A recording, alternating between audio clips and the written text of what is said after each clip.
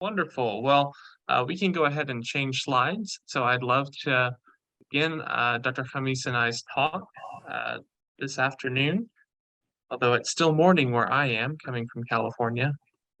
So uh, can we go ahead and change to the next slide? Wonderful, thank you. Um, so the title of our presentation might beg the question, what's a topos? And so someone who is a communication scholar, this is a technical term that refers to a place of argument. So it's initially coined by Aristotle in his Rhetoric, but it specifically refers to this idea that there are some arguments, some ways of thinking, chains of reasoning that reappear across different contexts. And it's a term that we use to describe a common argumentative pattern seen by different speakers or by different contexts in reference to the same issue. And so in this presentation, we're identifying what we call the reformer topos, which depicts U.S. allied leaders of autocratic regimes as modernizers bringing their country into alignment with the United States in terms of its political, social, or economic norms. And so this is a topos that specifically refers to U.S. foreign policy rhetoric. And of course, it's long been used specifically in the Middle East, which is the relevance for this conference here today. And we thought that the case of Mohammed bin Salman, the current crown prince and de facto ruler of Saudi Arabia, shows how this tactic is changing in modern times. I might go ahead and just share my screen, and I should be able to continue the presentation on my end if we're having any difficulties there. So let me try to do that really quickly. Okay, and so just to begin the presentation, when we say alliance, we mean a formal or informal relationship of security cooperation just between two or more states that involves some level, some degree of security policy coordination or some degree of mutual defense pact. And so there are a lot of different definitions of what an alliance is. And so that's just going with this broad definition. But it's really obvious when you start to think about alliance politics that this has been the foundation of American Middle East strategy since World War II through the Cold War, even to the present day. This is just a list of all of the different U.S. alliances in the Middle East. So of course, the foremost in terms of integration with U.S. military posture is Israel, which has the designation of a major strategic partner. Turkey is, of course, a NATO ally and has been since the inception of NATO. There are lots of other allies that the United States has across the region. Just this list, of course, I think it's easier to think about countries that are not allies with the United States than countries that are on some level. And of course, looking at this list, you can also see that there were former allies, specifically Iran, which under the Shah, which we'll talk about in a second, was a major ally of the United States. And of course, Afghanistan during the period of US occupation and rebuilding in that country. And so when we think about this, on one hand, you have all these alliances that the United States relies on to spread influence, to enhance its military posture, to get economic benefits or commercial benefits somehow, some sort of way that these alliances enhance the United States national security, at least in the minds of policymakers. But even as that's true, these alliances often are a rhetorical liability for the politicians themselves, because they constantly have to reconcile, on one hand, the realist stream of American foreign policy discourse, which is a very hard focus on military strength, economic strength, what is the actual number of troops we have that we could rely on. We see this going on right now in Ukraine, where there are lots of different countries contributing to what is a US-led effort to arm the Ukrainians against the Russian invading army. Then you also have the other stream of US foreign policy discourse, which is idealism, which sees America as a force for good in the world and as a force to promote human rights or democracy or freedom on some level. And these two streams are in tension with one another. And that's why a lot of times US presidents and other administration figures have difficulty reconciling these two streams specifically in the Middle East. And of course, we'll have a couple of political cartoons here. This one in particular shows George W. Bush being criticized for his closeness with the Saudi regime as they hang a $200 barrel of oil around his neck. So I think these cartoons help illustrate the ways that US administrations come under criticism. So again, there's lots of different ways that US politicians try to justify these alliances or defend them or legitimize them in the public eye. Foreign policy discourse in the United States, of course, is political, just as everything is political in our society, and it's subject to political critique and debate. And so there's lots of different ways that administrations develop arguments or defenses for what they believe to be the best policy. In this case, we're talking about alliances in the Middle East. And so topoi, or a topos, is a title we use to refer to a commonplace argument that reappears across context or speakers. Robert L. Ivy describes it as a reservoir of ideas or images from which specific arguments tied to a particular context can be generated. And he in particular, as well as many other rhetorical scholars, developed a catalog of different topoi that were common during the Cold War. So these might be the enemy as barbaric or mechanistic. Domino theory, of course, that if one country falls to communism, so will another, and so will another, until perhaps it's going to come to the United States. Viewing terrorists as some human on some level, whether we're talking about left-wing movements, but again, that one was reappropriated for discourse during the War on Terror. The idea of not appeasing dictators, we see this at play now in U.S. arguments about Ukraine. We can't allow Putin to take one slice of this country because he might want more, right? This has a deep resonance with the Munich analogy. And of course, arguments for preemptive war. All of these we could consider topoi that were developed in the Cold War, but we still see sometimes now.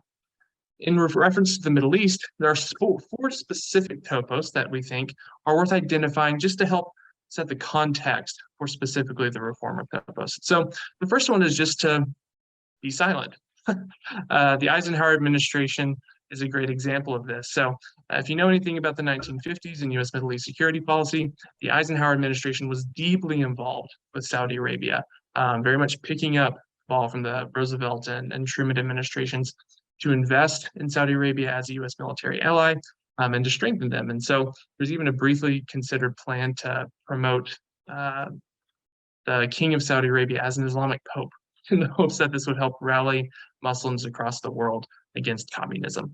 But even as the Eisenhower administration was deeply involved in electrification and oil production and all sorts of ways of strengthening the Saudi government, Eisenhower only mentioned Saudi Arabia 12 times publicly as president. So one approach to say we are allies with this country, but we also want to uphold U.S. ideals, is to simply not talk about these alliances. But of course, as this political cartoon illustrates, that also can generate criticism. And the downside is that for alliances to be effective, you need to publicly signal that you're willing to back the agreement that you've made. So the second topo, so the second tactic, might be just overtly realist rhetoric. Again, realism views the world as a zero-sum war between different sides for power. And so this competition takes place in the military, economic, and perhaps other realms, political realms, ideological realms. But realist rhetoric stresses that we are allies with these countries because they help us be stronger in these terms, militarily, economically, etc. And so George H.W. Bush provides a good example of this during Operation Desert Shield and Desert Storm in response to the Iraqi invasion of Kuwait under Saddam Hussein. Bush initially defended the idea that the United States is going to send troops to Saudi Arabia to defend it from any further advancements. And then, of course, later on in the Desert Storm campaign to liberate Kuwait, he justified this deployment of troops on explicitly realist grounds. To start off, he said the sovereign independence of Saudi Arabia is of vital interest to the United States, and it grows out of our long-standing friendship and security relationship. He didn't say Saudi Arabia is great on human rights. He didn't say Saudi Arabia is a beacon of freedom or democracy. Instead, he said Saudi Arabia is our security friend. And so we're going to defend them because they are our friends. And again, this political cartoon illustrates the downside to this approach, that it's unpopular. Generally, Americans don't like to hear that they're in the world simply as a member of a realpolitik competition, and it can generate political opposition in a democratic society, which is what happened to George H.W. Bush. Third tactic or topos would be to assert, however implausibly, that the United States and its ally share values. And so a good illustration of this would be Bill Clinton's rhetoric leading up to the 1994 peace treaty between Jordan and Israel.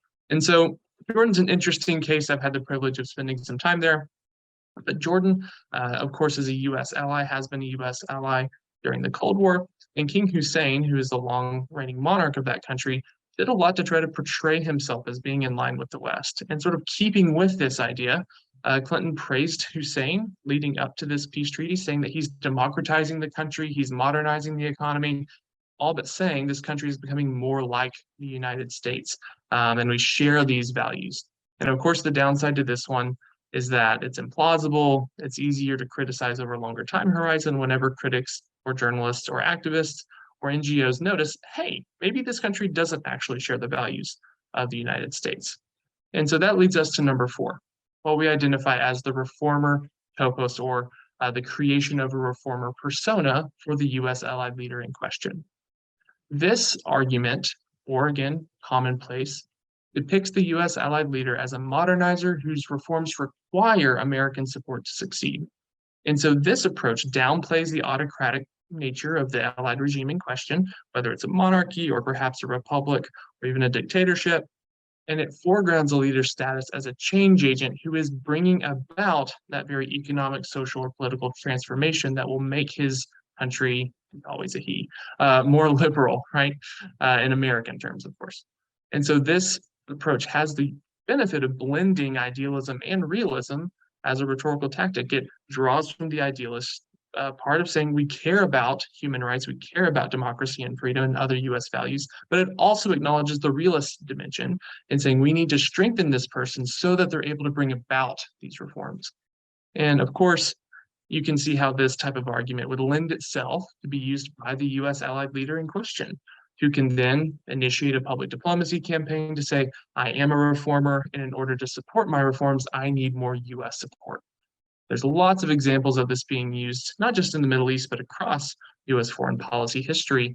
Two prominent examples in East Asia would be Chiang Kai-shek with Nationalist China and the Kuomintang, and Diem in Vietnam during the Vietnam War. Both were portrayed as democratic leaders that necessitated US support, even as they ruled in less than perhaps fully democratic ways.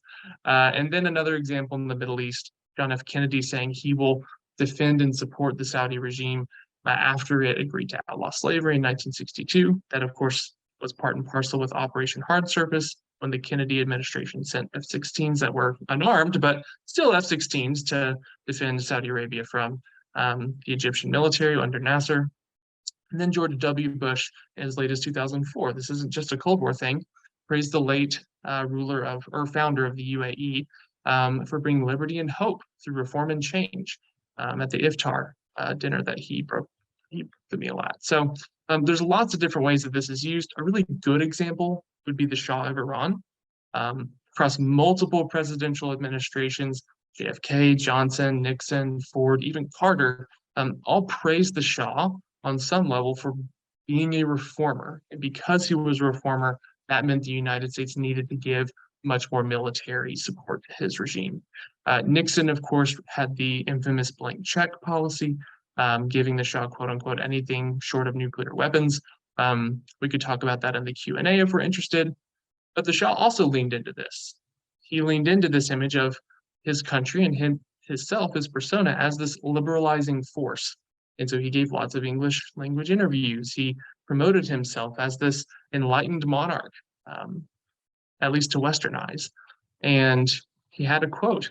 This is from a specific interview he gave, I think, 2 years before his regime fell, saying, "We're not going to stop our policy of liberalizing to the maximum we can." And so he played into this image as well. So just to recap, the reformer topos reinvents the allied leader as a reformer. It works to insulate US leaders from criticism of these alliances, because again, it depicts the idealist and the realist dimensions as being present in this alliance. It boosts the leader's image, presumably, with US audiences, and then it also lends itself to public diplomacy campaigns on the part of the allied autocrat, who can help use this stream of argument to create a pro-Western image. And so we thought what was really interesting was when this tactic, this topos, was redeployed by Mohammed bin Salman. And I'm going to hand it off to my co-presenter, Dr. Sahar Khamis, and she'll take it from here.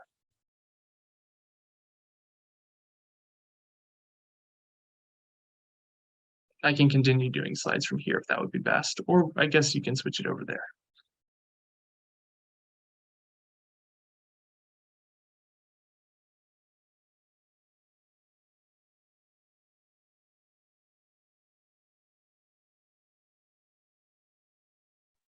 I'm not able to hear, Star. Okay. Randall, can you hear me best now? to switch it back over. I can hear you now. Yes. Okay. So if you don't mind, you can continue to play the slides from your side. And I'm going to start to present. When I finish the slide, I'm going to say next. And then if you can kindly move to the next slide, would that be okay? Yes, that sounds great. Okay, excellent. Thank you. So thank you so much to my co-author and co-presenter, Randall Fowler. We actually co-authored a number of papers together.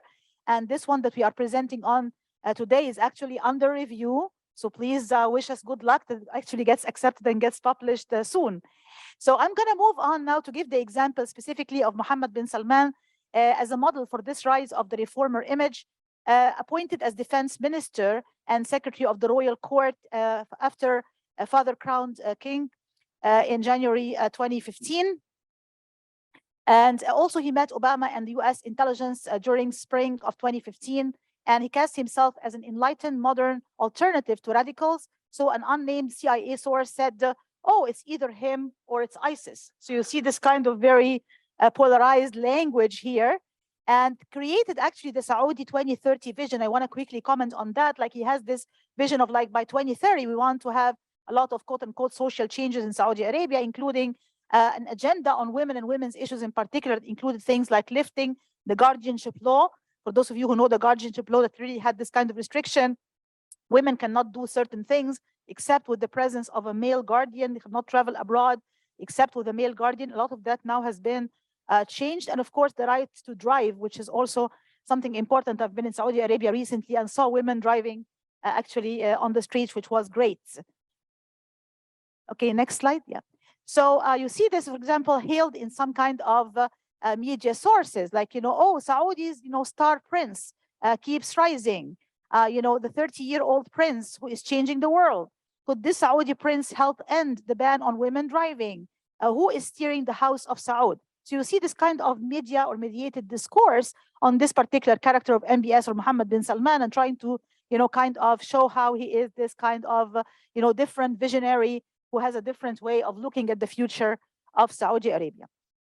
Also, MBS portrays himself as an economic change agent in the mold of, Silicon Valley.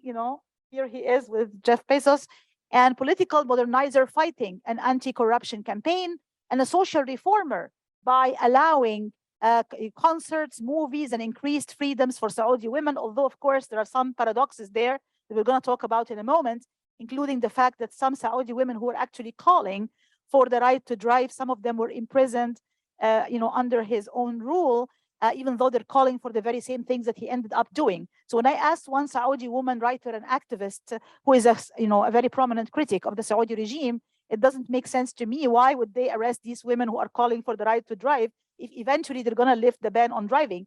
And she said, because, the government and MBS wants to really kind of portray himself as the benevolent, as the one who can grant these rights to the women, rather than the women calling for these rights or fighting for them on their own. So you see here, for example, President Trump echoed these messages. He said, oh, they're doing a great job. He's talking about the Saudis under MBS. In the history of this world, there has never been anything like what took place 2 weeks ago in Saudi Arabia. And I'm very proud of all of that. Like, he's talking about all of these changes happening on the social front. He thanked MBS for a meeting filled with warmth, goodwill, and tremendous cooperation, and for historic agreements that will create many hundreds of thousands of jobs in America. I have great confidence in King Salman and the Crown Prince of Saudi Arabia. They know exactly what they're doing. You see this kind of very strong language of endorsement and hailing of the MBS and the Saudi regime. So what about activist and Arab journalist criticism? You see, for example, an incident, of course, we're going to talk about it very soon, like the Khashoggi incident, which I talked about in my previous presentation, being this very important incident that drew all of this international criticism, and rightly so. So you have, for example, Aziza Kanji and Iyad al-Baghdadi, two Arab journalists and writers. They rebuked those that have been fawning over MBS as the shining light of Muslim reform. They said, hey, is he really, a shining light of Muslim reform when there are actually so many human rights abuses, and going after opponents and activists and women activists and even a killing of journalists and so on. Mehdi Hassan, of course, who is now a prominent host on MSNBC and a Muslim writer and journalist, he said, "Have you no shame, no remorse? Don't any of you regret hosting, entertaining, and joking with a Middle East despot who has shed so much innocent blood?" Of course, he's referring here to the war on Yemen, right, which was launched by Saudi Arabia. And he's saying, hey, how can you possibly be just praising and hailing and celebrating this kind of autocracy when there's actually blood going on in Yemen? And you see here, for example, MBS moved to solidify his reformer image in 2017. He announced NEOM as a new, city that's going to be a symbol of the future. Comes from the word new. This is going to be like the future. And a 3-week trip to the U.S. Met with Trump, with Oprah, with Elon Musk, with Bill Clinton. The list can go on and on and on. Thomas Friedman, of course, of the New York Times said, MBS behind most significant reform process underway anywhere in the Middle East. So he seemed to get the seal of approval from the New York Times, like, oh my God, this guy is a great, ruler. He's doing great work. Next slide, please. Of course, came the moment of Khashoggi, which is a very, very important, pivotal moment in terms of trying to shape this image or build this image of the reformer in terms of Mohammed bin Salman's persona. So in October 2018, Jamal Khashoggi was murdered at Saudi consulate in Istanbul, Turkey. And, all of a sudden you see Thomas Friedman changing course. Oh, that's one of the most vile and incredibly stupid things I've ever seen in the Middle East. By 2019, 84% of US adults believed MBS ordered the assassination and cover-up. And of course, there were reports coming up of the CIA saying that it was at his own order with a high degree of confidence. Trump administration had a strange response. First, they said they accepted the Saudi denials at face value. Oh, it's being investigated. It's being looked at very, very strongly. Nothing, of course, happened in terms of these investigations. There was a tone of hesitation when Trump said, oh, maybe he did, maybe he did not, commenting on whether MBS is the one who ordered the murder of Khashoggi or not. Then there was silence. Trump, Kushner, Pompeo, Sanders, and Bolton all stopped answering questions by November 2018. They wouldn't take any questions from the journalists about this particular incident. And then there was also speaking in general terms about US-Saudi relations. So if anybody asks them a question, they're going to be like, oh, we're having good relations. The Saudi, American relations are strong and we have good relations. And that's it. They would not go into any kind of specifics or any kind of specific comment on that particular incident. Trump in June 2019 was asked a question about this incident. And he said, oh, well, when did this come up again? He wasn't very happy to be asked a question about it. And there's a quote from a meeting between him and MBS at the Japan summit. He said, this is Trump saying, it's an honor to be with the Crown Prince of Saudi Arabia, a friend of mine, a man who has really done things in the last 5 years in terms of opening up Saudi Arabia. And I think especially what you've done for women. I'm seeing what's happening. It's like a revolution in a very positive way. You've done really a spectacular job. So completely, totally turning a blind eye to, the atrocities of the war in Yemen, where a child is killed every 10 minutes. And I'm not making this up. If they're not killed because of the war, they're killed because of the ramifications of the war, like poverty, like famine, like, the spread of cholera and other diseases. It's heartbreaking. And also turning a blind eye to the human rights violations, including the horrific murder of Jamal Khashoggi. So the fallout, right? We're talking about the rise of the reformer image and everything else we've been talking about up till this moment, like the rise of the reformer image. What about the fall of the reformer image? So you see, of course, all along the presentation, we've been using some cartoons to illustrate some of the points we're trying to make here. So the fallout from the Khashoggi murder, the US Senate cut off military assistance to the Saudi war in Yemen. So shortly after the report that said, that there's a high degree of confidence from the CIA that it was done at MBS orders, there was actually stopping the US military support to the war in Yemen. And also 80% of Democrats believe the US response was not tough or strong enough. Richard Branson, the CEO of Virgin Airlines, said, I think that people cannot go around killing and cutting up journalists in this day and age, right? So you see somebody who is a CEO of Virgin Airlines and making this kind of statement, this is not acceptable. This is not something that we can possibly endorse or accept. So you have here some kind of a divided image, if you will. There are some critical voices and some supportive voices. We have to also talk a little bit about both of these. So you have the supportive voices saying the US needs allies in rough neighborhoods. Some of them are going to be unsavory by American standards. The Saudi crown prince is an example with his alleged complicity in the murder of journalist Jamal Khashoggi. But he has also brought a very important unknown degree of social reform to the kingdom, including for women. That's the Wall Street Journal in 2020, trying to create this kind of like, oh, we need to have this kind of strategic alliance, even if it's not ideal, but we still need it very much in this tough region. The critical voices, of course, you have things like foreign policy analysis, analysts, journalists, Uber drivers, the guys at the bagel place, and the folks at my mom's bridge club really are upset at the mere mention of Saudi Arabia and its young crown prince. And for example, 2020 Democratic presidential race, you have comments from Bernie Sanders like, this is a brutal dictatorship. Joe Biden at the time in this race, this is a pariah state. Elizabeth Warren, nobody should escape consequences, right? So you see this kind of discourse, you see the split or the divided image between supporters and critics. Okay, the conclusion. Are we seeing here a decay of the reformer topos? So the case of MBS illustrates that the reformer topos is changing as increased connectivity makes it more difficult for autocratic rulers to maintain the persona of a reformer. Online activists and journalists can more easily shed light on abuses, even as the internet also empowers autocratic states. So on one hand, the internet has the double-edged sword effect. On one hand, it is empowering and enabling autocratic states. And on the other hand, it allows also for critical voices of these autocratic states to be heard more loudly than before.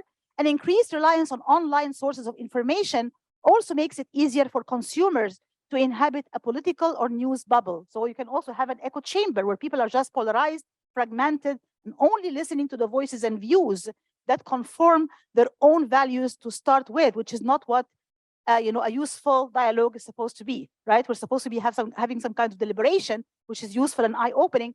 Oftentimes that does not happen on the internet. So you have all of these mixed, blessings and curses, good sides and bad sides going on side by side. The case of MBS also suggests that the reformer topos and the US foreign policy discourse at large is shifting in a more realist orientation. Trump stressed economic ties, oil production, and counterterrorism in relation to MBS. So we saw how this kind of shift was taking place. And then my co-author is going to be presenting this last paragraph now because it relates to China and the new Cold War. Go ahead, Randall. Yes, I hope you can all still hear me. We cannot hear you. But yeah, just to reiterate that point, that even when we were seeing the rise of the reformer topos, that Trump really stressed even more than his sort of throwaway lines about how MBS was improving lives for women in Saudi Arabia. He really ended up stressing the economic themes, oil production and counterterrorism. So even as he did sprinkle in references to human rights and references to things that we would consider perhaps more aligned with the idealist strain of US foreign policy discourse, he still also stressed these more realist themes as well. And I think that's really important as we get to this last paragraph here. We are currently entering a phase of increased geopolitical competition between the United States and China. This is the defining characteristic of the international scene, at least in the minds of most policymakers and national security folks. And so when we encounter a Cold War type context, we might see something more akin to what happened during the US-Soviet Cold War, which was a competition for resources and alliances between the two superpowers. And in that context, US leverage over its allies lessens because those allies can always turn to China. We just saw this recently, this past week or so. Iran and Saudi Arabia reestablished relations, and they made that agreement in Beijing, not in Washington. That sends a signal to the United States from Riyadh that, hey, we have options besides you. And so that reduces the amount of leverage the United States has to push human rights reforms or other types of reforms it might like to see. So that lessens perhaps the viability of idealist rhetoric. And at the same time, in a superpower competition, The United States is, of course, looking for allies to enhance its overall strength, and that also lends towards more realist discourse. And so we saw this again at the US-Soviet Cold War when the United States was working very hard to try to make sure that the Soviet Union, at least in the 1950s, the Eisenhower administration talked a lot about fencing in the Soviet Union and not allowing them to overstep containment, specifically in the Middle East. And whenever the Soviet Union reached an agreement with Egypt under Nasser, that was seen as this catastrophic event within the Eisenhower administration.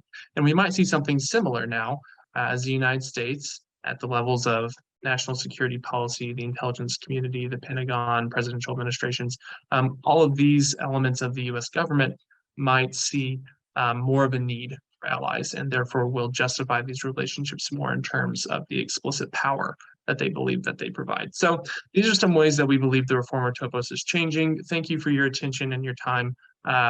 If I might just say on behalf of myself and my co-author, thank you again so much for your attention. And we would look really forward to answering your questions if you have any after we get to the Q&A session of this panel. Thank you very much.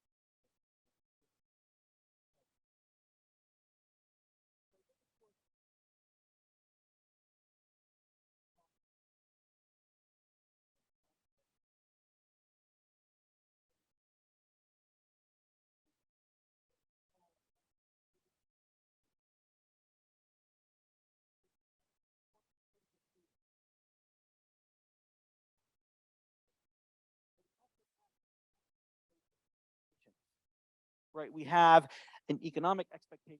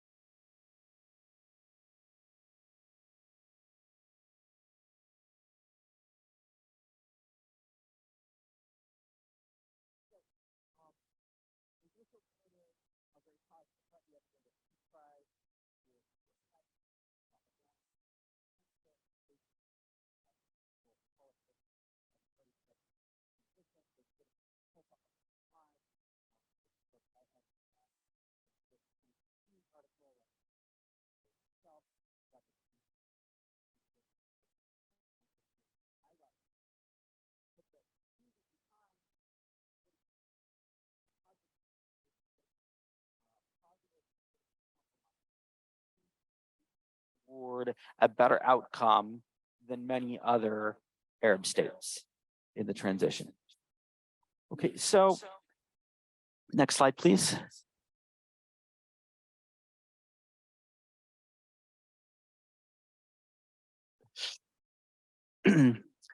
I put these two quotes here because it's in some ways instructive that the sociologist and the person interviewed by AFP who's unemployed had very similar things to say. They said, yes, we have freedom after the Tunisian revolution, but there's other things we want as part of the revolution that we didn't get. We wanted a positive economic trajectory, work, or at least the expectation that we would have a better possibility in the future. And we wanted dignity. Those of us who'd been excluded wanted to be included. And we didn't really have either of these. And so Kais Saied directly appeals to both of these. He says politics can't solve these problems, at least the quote tired politics of our political parties. I mean, it's odd, this tired rhetoric, because of course the parties aren't very old themselves, arguing that both the Ennahda and the Islamist side and the secular opposition were both discredited by this compromise that was lauded by the Nobel Peace Prize, but doesn't produce real economic or social, or as we'll see later, security solutions. Right, and then anyone who's followed Tunisia in the news has seen, even just recently, Parliament opens, except all the media, except for the state media, is excluded. Before that, the new constitution with 11% turnout, et cetera, et cetera. And so very quickly, Kais Saied unravels what had been a lauded democracy. Next slide, please. Yeah, so we have this revival of Arab and Islamic exceptionalist arguments. And my first goal is to challenge this rhetoric that there's something regionally, culturally, or religiously problematic by comparing the reasons for failure in Tunisia with the reasons for failure in some other nascent democracies around the world.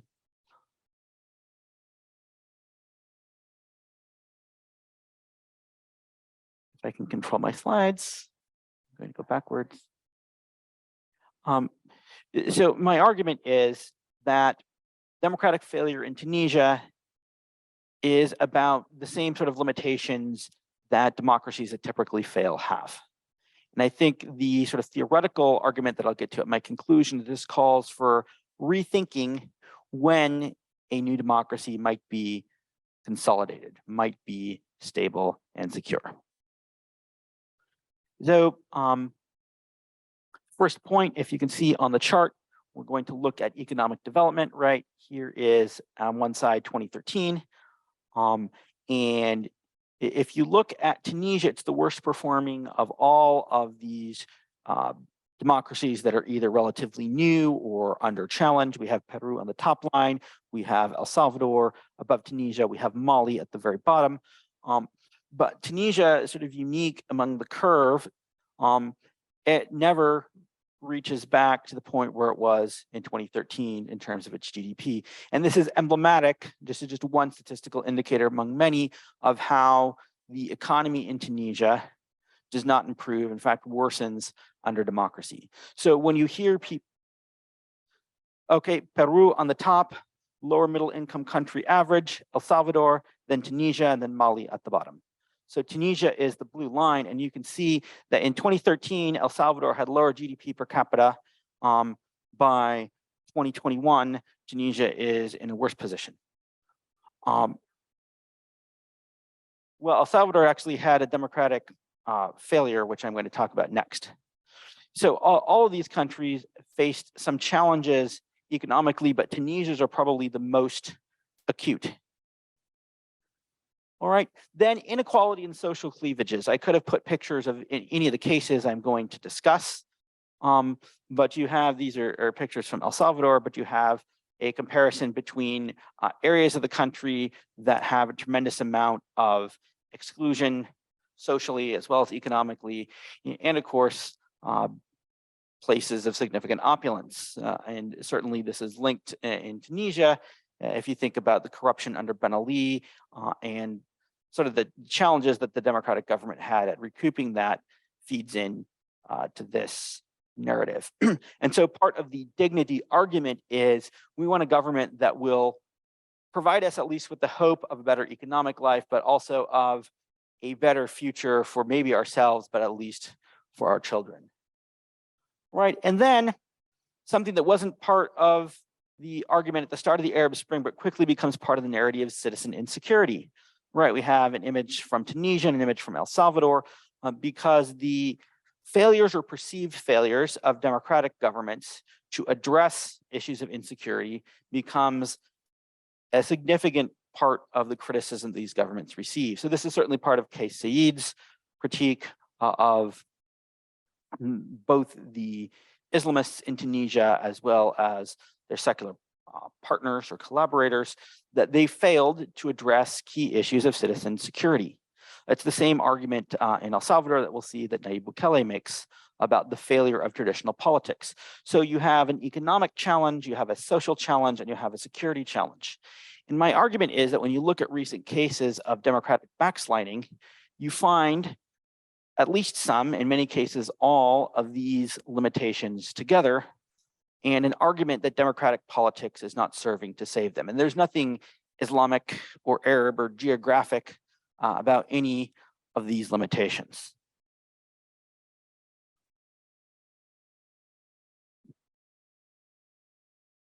All right. So we have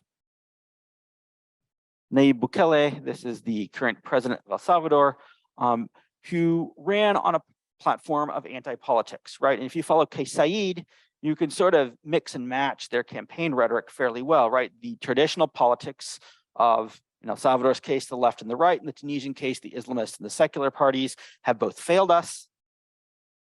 Democratic politics can't solve the economic and security problems. This is a mural of the peace accords in El Salvador, and they explicitly left social and economic considerations out of the 1992 peace accord. It specifically focused on politics. And this gets referenced back, right? Politics can't solve these problems. So from El Salvador, these are soldiers in the National Assembly encouraging the National Assembly to vote the way the president wanted.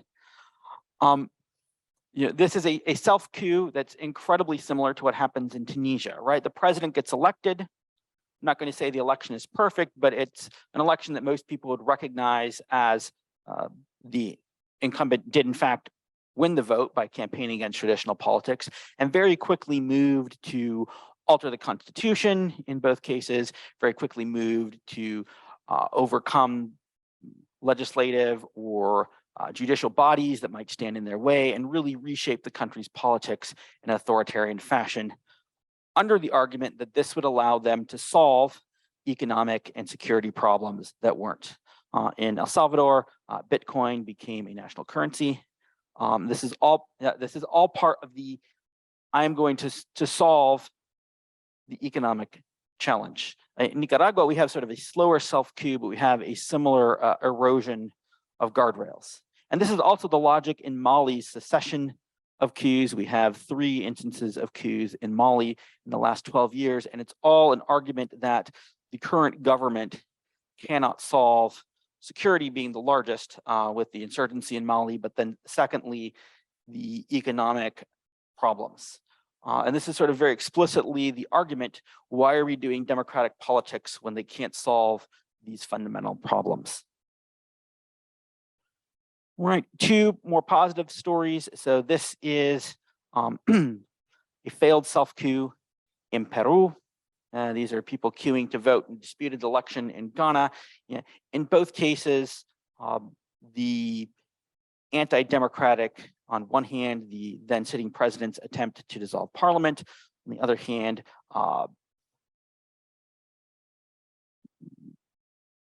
people calling for violence after a very close and disputed election, where on one hand, the president was not able to carry out a self-coup because the security forces and other state institutions didn't support him. On the other case, where the outgoing leader of the party that lost the election rejected any calls for electoral violence, happened in part not because things are perfect in Peru or in Ghana, but because there's still a perception that democratic politics can solve the problems, that the appeal to anti-politics is not as convincing in these two cases, right? Because the attempt of the president in Peru is very similar to what happens in El Salvador and in Tunisia, but it's not successful. This leads me to a broader theoretical argument about how we understand democracy. All right, so just a brief definition of democratic consolidation, right? Adam Przeworski is maybe the most famous. A democracy is consolidated when it becomes the only game in town. It's the only way we will do politics. It's the point at which Democrats can relax. But finding that point, deciding, operationalizing that point is the huge challenge in the literature, right? What's the standard, right? And the most common standards are, on one hand, electoral or minimalist democracy, which means we've got a bunch of elections. Maybe two, the two turnover test, right? We have transition of power from the non-democrat to one political force and then transition to another. Tunisia certainly passed that, if you look. Maybe if we add institutional claims, we'll also say that political institutions need to be relatively effective. So I used to fall in the middle camp, right? I argued passionately against the two turnover test and against sort of minimalist expectations that we have enough elections, we will have security. But I'm beginning to think that institutional standards aren't sufficient. That we need, in order to think a democracy will be secure, to move further along the spectrum to, if not a democracy that can guarantee political and social conditions as well as security, to a democracy where citizens expect that democratic politics will produce these results in the future. And I think that's the best explanation for me for why Tunisia fits in with other cases, with El Salvador, with Nicaragua, with Mali, and we could mention other cases in the Q&A if that's of interest. So my argument is that we need to go further down on the spectrum before we expect a democracy will be consolidated or secure. That we expect, on the basis of elections, stability. That we expect that when countries have 2 or 3 or 4 democratic elections, we expect that this will bring stability. And this is completely illusionary if the elections aren't bringing about not just politics, but also at least the expectation of meaningful economic and social change. And I believe this expectation is not only in the academic literature, but also in innumerable policy statements, not just by American officials, but by officials all over the developed world. So I think if we have a standard of deepening democracy as a standard for consolidation, it will mean that we will expect most new democracies, whether they're in the Middle East or elsewhere, to be unstable for quite a long period of time. That we will only expect stability when there's not only a commitment to democratic politics, but expectation that these politics will provide real meaningful economic and social policy outcomes while providing for a modicum of security. And viewed by that standard, what happened in Tunisia is actually not surprising, although it took many American observers by surprise. So I think in the end, the implications of my argument are that we need to be much more cautious about the positive trajectory that many analysts, and I will admit to being one of them, got caught up in. It doesn't really have anything to do with Islam or Arab culture or region, but it has everything to do with the limitations of what nascent democracies can provide. And I'm happy to get into more about any of these cases in the Q&A. Thank you very much.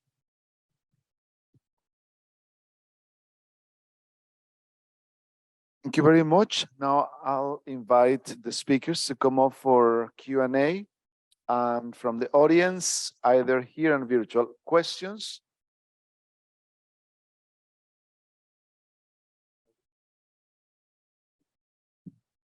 Thank you, and thank you for your remarks. Is this working? Okay. I question respectfully the validity of two premises on which you both spoke. One is the United States commitment to human rights, and the other is the definition of democracy. So I wonder if we could dig down a little bit, okay, and talk about that. Democracy in this country, certainly from an institutional perspective, and not just from a voting perspective, but from an institutional perspective as well, was severely jeopardized and remains threatened by the advent of the Trump administration. And the United States commits civil rights abuses and human rights abuses all the time, and is not a party to the ICC for that very reason. I'm making it very brief here. Okay, I realize it's more complex, but those two premises I do question. Thank you. Can everybody hear me? So certainly, for the vagaries of time, I didn't go into an extended definition of democracy. I would say probably following Dahl, that I would define democracy as contestation and participation, both of which have to be meaningful. Certainly in any system, when you have people running for office or who are elected to office who don't necessarily believe in those principles, then of course it's going to be a problem. I would argue that in the context of a country like the United States, a difference is how many political actors and how much of the public also doesn't believe in those principles. And I'd say that is possibly a difference, but if you wanted to extend my presentation, we could say, to what extent should we believe that the United States is a consolidated democracy? And I'd be open to entertaining the question about the commitments. I'll also just note, certainly the United States has committed human rights abuses, but I would say, just a point that my colleague might wish to raise, is that America has a different narrative and maybe different expectations about what others do than what it does. Can Yeah, I anybody don't hear want me? to make this like about our assumption about what the US is or is not doing, should or should not be doing, because our approach in this study was more like a rhetorical analysis of the kind of discrepancies and gaps and contradictions and paradoxes that we actually witnessed in the kind of discourses we've been analyzing in this study. And we just gave some examples, right, for that, like, for example, the case of MBS as a case. And we were just talking about, here are some of the paradoxes. This is paradoxical that on one hand, he would be doing X, Y, Z, but yet he would get this kind of rhetoric. And we also try to show both sides, the supportive voices and the critical voices. So we're not really trying to come from a position of an assumption as much as analysis. Having said that, and I also want to add something important, in a previous session, I was talking about the 2011 revolution, the Arab Spring and the Egyptian revolution and so on. And I was saying that just right after the Egyptian revolution took place, a group of young activists were interviewed in one American network. I believe it was CNN, but I'm not quite sure. And they were asked, what do you want from the United States? And they said, we don't want anything except one thing only. We don't want money. We don't want funds. We don't want weapons, nothing. We want one thing only.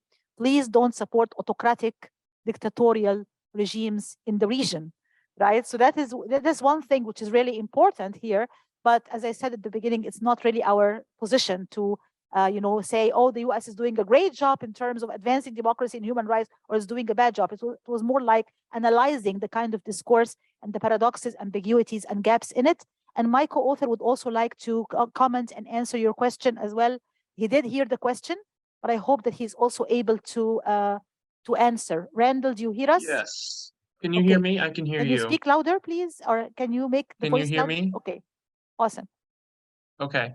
Yeah, I would just say, just to echo the comments that have already been made, on one hand, it's clear that the United States, of course, has a very mixed record around the world, just like every other country.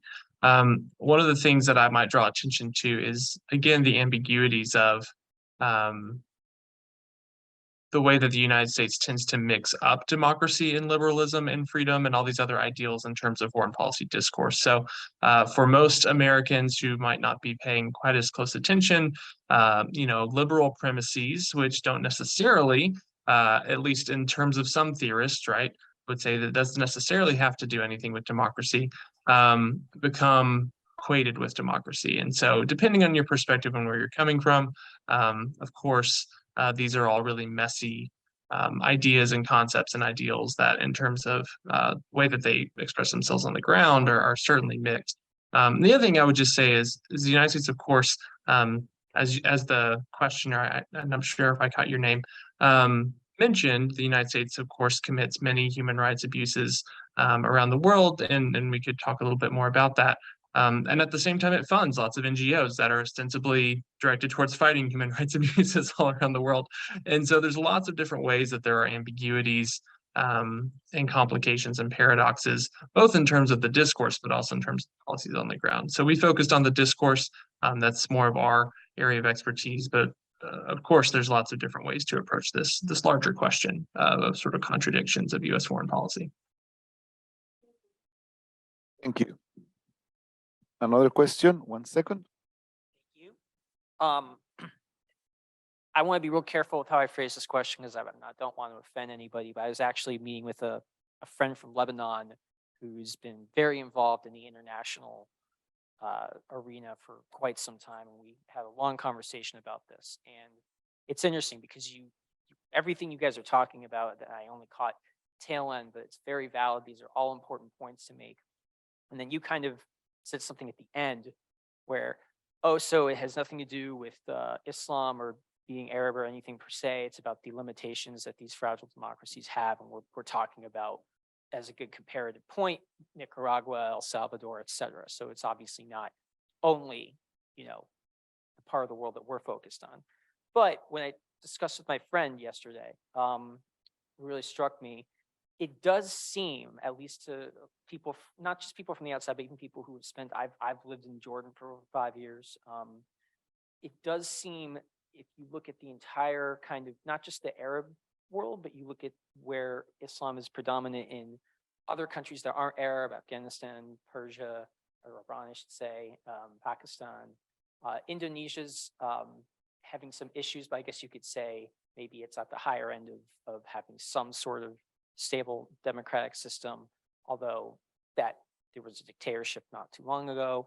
But still, it does seem, compared to other areas of the world, that because you can talk about Western imperialism, colonialism, as everyone should, there are other parts of the world that were colonized and oppressed and treated terribly, and somehow some cases, certainly not all, but there are some democracies in Latin America that are sort of successful. There are some in Southeast Asia and South Asia, but it just seems across the board, right? And that goes back to your comment, where it's obviously very important to look at the themes you're looking at in as far as causation of these problems. But maybe is there a tendency, because there's obviously been a lot of horrible racism and Islamophobic towards Muslims, towards Arabs and others, because of the horrible oppression that goes on with the US funding of their governments, Saudi Arabia, Egypt, Palestinian situation, all this.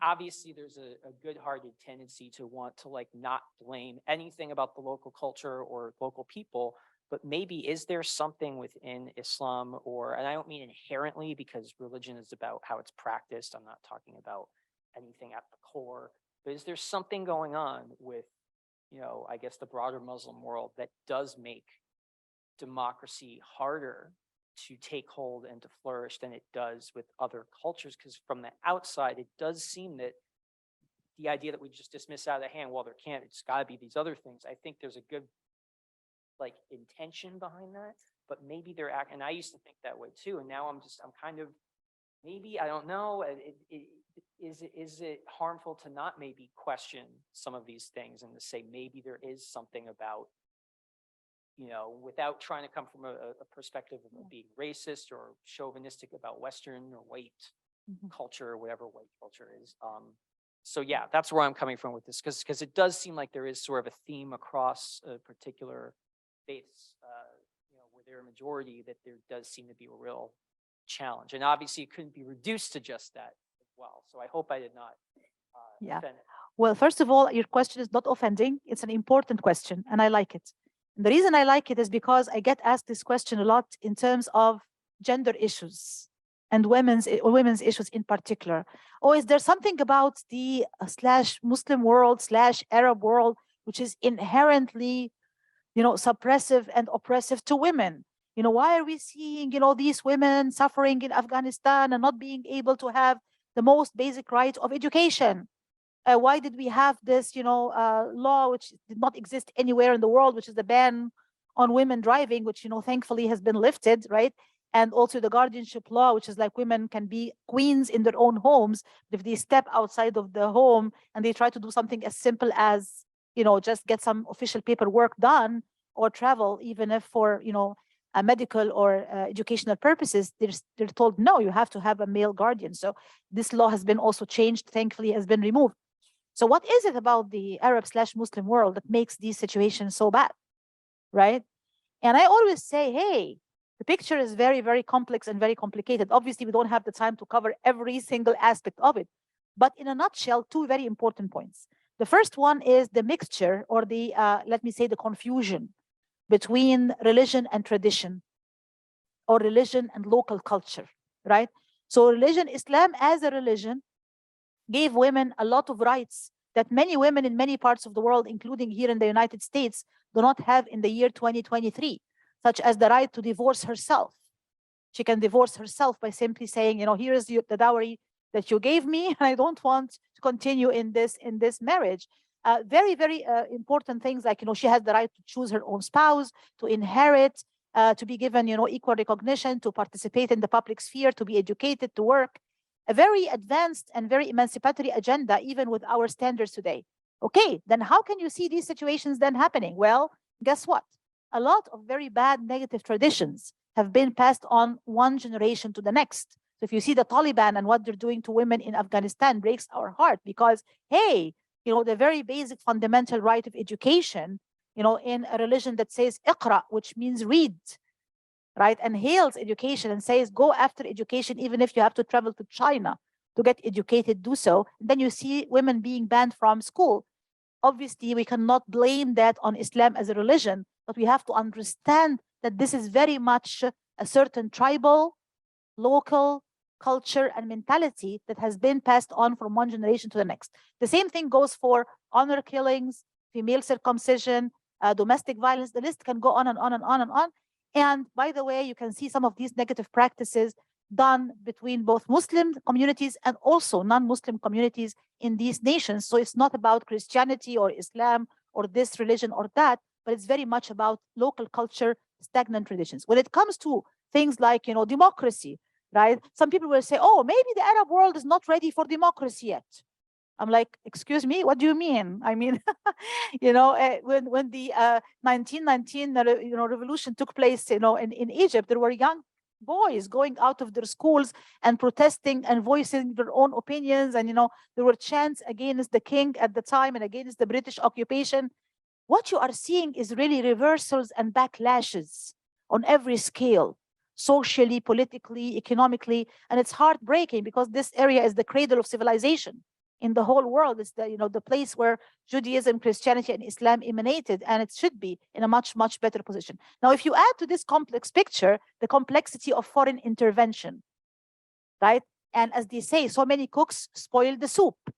And the soup has been spoiled because there have been so many cooks intervening and playing and, doing weird things in the kitchen, right? So we cannot also turn a blind eye to the power and in many cases, I would say, damaging effects of foreign intervention, whether in the clear-cut form of colonialism/imperialism in its old form, the British or French colonialism, or in modern forms by superpowers now trying to really kind of have certain kind of hegemony or supremacy or control over the region, sometimes by building alliances with autocratic dictatorial regimes that is very hurtful to people in this particular part of the world. So I think if we look at this picture in a broader sense with its own nuances and complexities, we cannot blame it on Islam or on the Arab or Muslim people themselves for many, many reasons. Yeah, thank you. Sure, I guess I'll just add 3 things.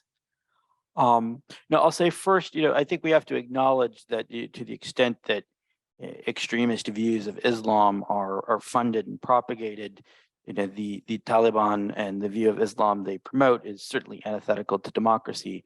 To the extent that the ideology that fueled Daesh is funded and promoted, that's incredibly unhelpful. In the same way that if someone was pumping hundreds of millions of dollars into Christian Reconstructionism, that would be quite unhelpful to democracy in the more. United States. I would raise 2 counter cases in Africa. The case of Ghana, which of course has an important Muslim minority that's played really, I think, an essential role in making Ghana's democracy work. In the case of Senegal, which is possibly the best functioning democracy in Africa. I mean, there's two or three competitors as cases where Islam didn't really seem to be a problem or what I would say, certainly in the case of Ghana, but also probably in the case of Senegal, democracies that are pretty stable and have overcome significant challenges.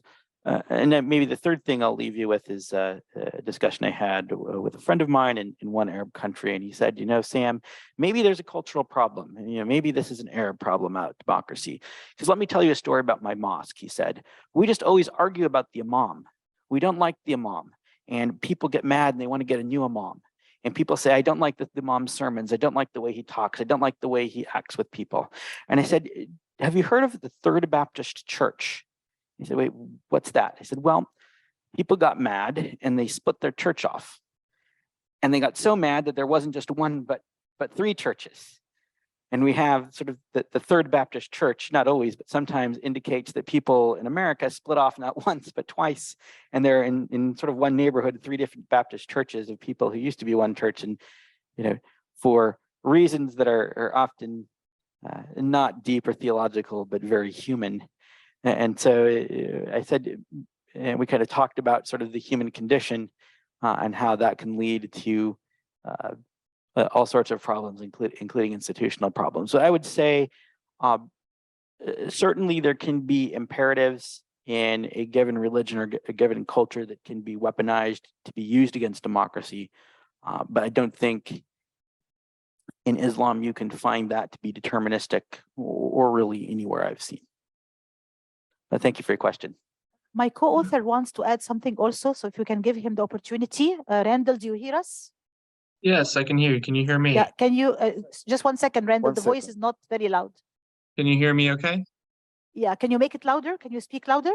Yes, so just one quick point, I would say that of course you want to avoid essentialist arguments and interpretations of different world religions and cultures, but at the same time, political arguments draw from cultural currents to formulate images, metaphors, arguments, and to that extent, the images and metaphors that pain and have currency in different cultures are different, right? And so the arguments and the ways that religion might be used in one culture to argue for to legitimize a certain regime would be different than in another. One really interesting point, I've done a little bit of research on different interpretations of martyrs.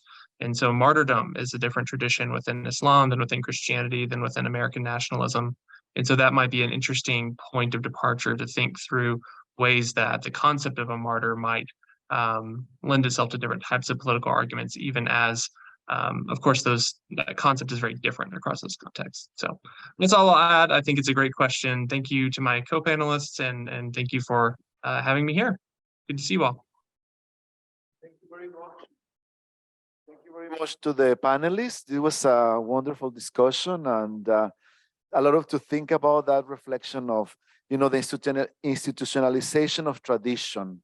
That was something when you mentioned the different Baptist churches. And I was thinking my area of expertise, in addition to is Latin America. So I was thinking in Latin America, we have the institutionalization of many things because of the Catholic Church. But it's not necessarily the Catholic Church, but we have an institution that goes all over and creates what is called machismo, the Marianismo, the call to, which is in the tradition more than the practices. But we don't have many Catholic churches. I mean, it happened many years ago with the Protestants, right? But it's quite interesting to think about it. If I can just very quickly say, the point about the weaponization of religion is also very important, right? How religion can be used sometimes and misused or abused or manipulated, right? As a tool for political repression or authoritarianism, right? So you can, for example, have, that's not just a peculiar or specific to Islam only. It can be also applicable to other religions, right? Because you do have a spectrum from those who are very liberal, open-minded, accepting of others and open to all different ideas, including democracy and liberty and all of that, to the very end of the spectrum when people are like, it's my way or the highway. It's either me or you, we cannot coexist. And unfortunately, this polarization is becoming a disease. It's becoming an epidemic or a pandemic in and of itself now in this day and age, even including here in the biggest democracy in the world, the United States. We still have a lot of polarization and fragmentation more than ever before. But the weaponization of religion is very important and very serious and very dangerous, because you can get someone like an imam or a preacher, or in some cases, a priest saying, okay, if you don't do this, if you don't do that, then you are doomed, right? Then you are not someone who is religiously acceptable. You have to listen to those who are in positions of power, because they are the custodians, because they are the ones who are really in command and in charge. And if you don't do that, then you are being faulty in the eyes of God. Right. So this weaponization of religion is also something very, very important, when religion is being weaponized and used as a tool to say, if you don't listen to me and I am here, the position of power and authority, you're going to hell. And we can see that in so many different forms within the Muslim world, but also outside of the Muslim world, among Muslims, Christians, and others. Thank you. And also the so-called civic religion, and nowadays, well, I mean, the tropi that you mentioned that we need to fight with. Thank you very much, everyone.